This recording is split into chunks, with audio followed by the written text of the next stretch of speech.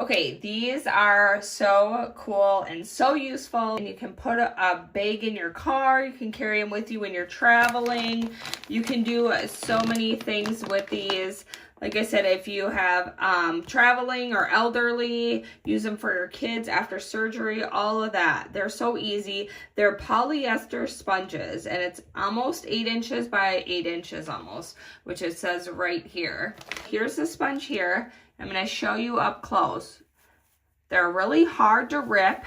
So which is good because you want to lather them. If you start on the side and you do need to rip them in half or cut them, you can easily cut them. I would recommend cutting them instead of ripping them. But you could rip them if you pull really hard and you start kind of on the end. If you want to use only half at a time, I would just cut them though. Add a little bit of water. And then they instantly suds up right away.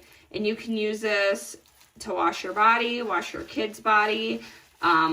Just a little bit of water and nice, clean bubbles and suds.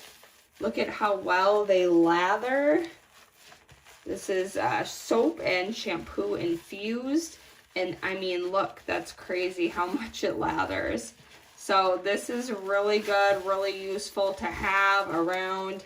You do get 25 in this pack.